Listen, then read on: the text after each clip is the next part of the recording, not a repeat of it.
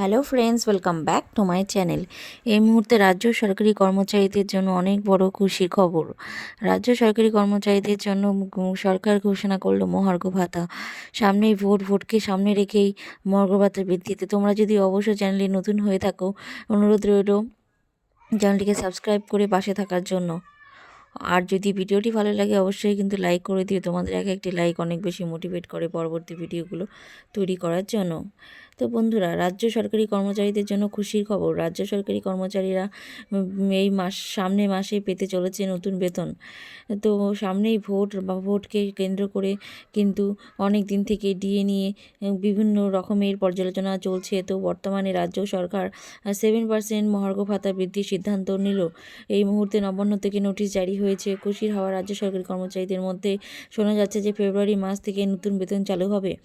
এই 2026 সালের ফেব্রুয়ারি মাস থেকে রাজ্য সরকারি কর্মচারীদের জন্য নতুন বেতন চালু হতে চলেছে।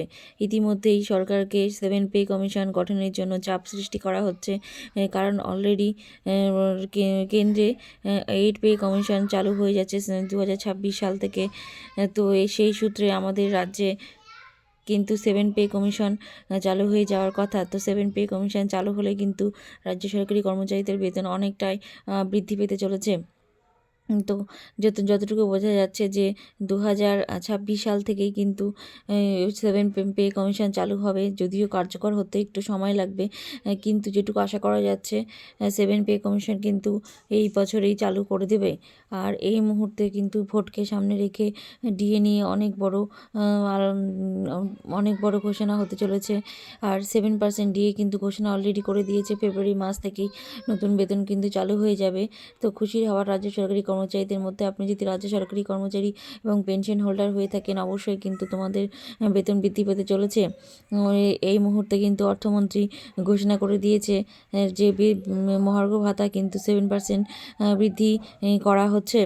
তো বন্ধুরা, অবশ্যই কিন্তু তোমরা চেক করে নিতে পারো যে ইতিমধ্যেই কিন্তু জানা যাচ্ছে যে 7 পে কমিশন চালু হলে কিন্তু রাজ্য সরকারি কর্মচারীদের পে লেভেল স্কেল বেতন বৃদ্ধি অনেকটা বেড়ে যাবে। তো সেই সূত্রে কিন্তু আমাদের অবশ্যই কিন্তু খুশি হওয়া উচিত, কারণ যা হারে মুদ্রাস্ফীতি, মানে যে হারে আমাদের দ্রব্যমূল্যের দাম বেড়ে যাচ্ছে, সেই সূত্রে যদি বেতন না বাড়ে তাহলে কিন্তু মার্কেটে কিন্তু এখন বেঁচে থাকা বা চলা, যেটাই বলো, খুবই কিন্তু কঠিন হয়ে দাঁড়াচ্ছে। সেই সূত্রে বলা হচ্ছে যে ফেব্রুয়ারি মাস থেকেই কিন্তু বেতন বৃদ্ধি পেতে চলেছে।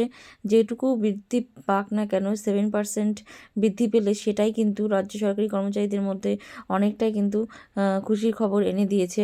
আর যদিও এই বেতন বৃদ্ধি নিয়ে অনেকেই খুশি নয়, যেহেতু এই অল্প পরিমাণ দেওয়াতে অনেকেই বলছে এটা ভিক্ষার সমান। তো যদিও সেটা ভিক্ষার সমান হয়ে থাকুক, তাও তো কিছুটা কিন্তু সুরাহা পাওয়া গেছে। অলরেডি কেন্দ্র রাজ্য ডিএর ফারাক কিন্তু প্রায় অনেক শতাংশ। তারপরেও রাজ্য সরকার অল্প করে চেষ্টা করছে ডিএ দেওয়ার। তো যতটা আশা করা যাচ্ছে যে সুপ্রিম কোর্টের নির্দেশ হলে রাজ্য সরকার হয়তো বা আমাদের পুরো ডিএটা মিটিয়ে দেওয়ার চেষ্টা করবে। তো বন্ধুরা, আপাতত এই আপডেটই ছিল ডিএ নিয়ে।